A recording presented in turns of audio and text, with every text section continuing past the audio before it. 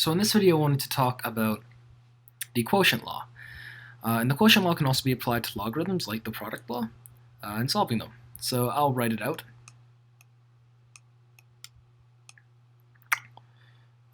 It states that log with the base of some number x of some number y plus log with the base of some number x of some number z will equal log with a base of x. Oh, sorry. I'm writing the product law. Minus log with a base of x of some number z will equal log with a base of x of y divided by z. Okay. And in this, the goal of this video, like last video, is going to provide an intuition for this formula up here, or for this law up here. So let's write this out. Let's first state, like last video, that any number can be represented by some other number to some power. Okay, so let's write v for power. So let's rewrite y and z as x to some power, right? So let's just say that y equals x to the p and z equals x to the q. We don't know what these variables are, what their values are, but we know that they can be re-expressed as this, okay? All right. Now, let's rewrite this. So log base x of x to the p minus log base x of x to the q, so p, will equal log base x of some number. And we're going to prove that this number equals y times z, okay, by the end of this intuition. Okay, so what do we know? Well, we know that this will just evaluate to p, right? Because x to the power of p equals x to the p, right? Similarly, this will equal q. So this is p and this is q. Okay, and we're subtracting them. So we know that this is going to be p and this is going to be q. Now let's re-express number as x to some power v. Okay. So let's rewrite this whole thing. So very similar to last video, right?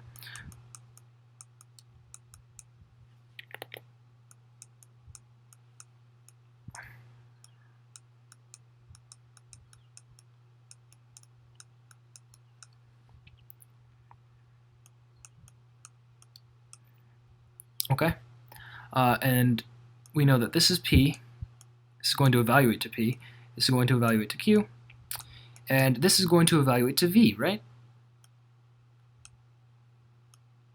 Okay, so we know that p minus q equals v.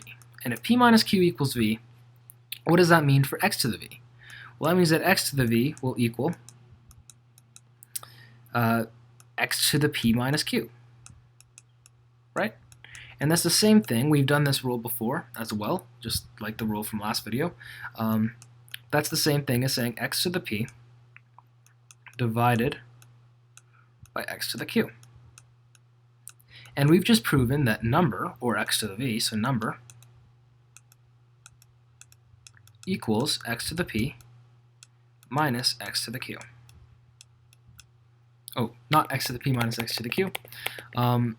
Actually y divided by z, right? Because y is equal to x to the p and z is equal to x to the q.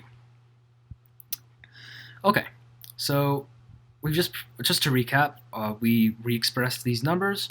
We said that this is equal to log of base x of some number, and we re-expressed number as x to the v, like we can re-express any number.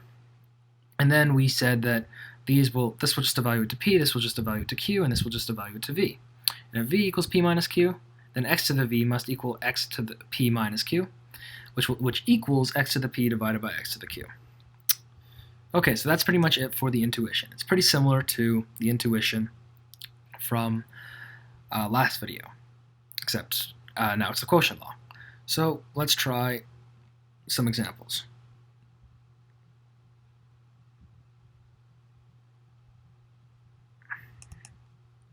Okay, let's say that we have log base 3 of 4 minus log base 3 of 1 equals log base 3 of some number x. Okay, well, we know that 4 divided by 1, right? So this number divided by this number will equal x. So 4 equals x. Okay, let's try another one. Let's say we have log base 3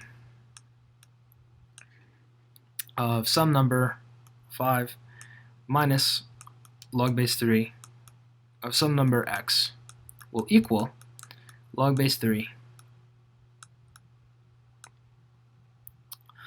of 1.6 repeating. Okay, what do we know? Well, we know that this 1.6 repeating must equal this number divided by this number. So 5 divided by x must equal 1.6 repeating. Okay, so let's solve for x. Let's just multiply both sides by x and get it away from the denominator. So we have 1.6 repeating x equals 5. So if we divide both sides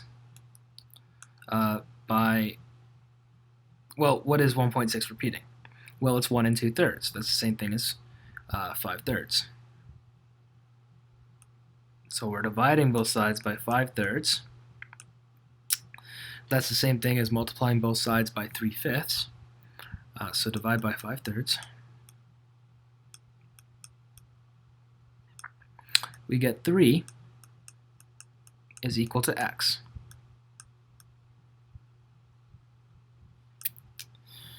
Okay, so that pretty much concludes this video on the quotient law. Thank you.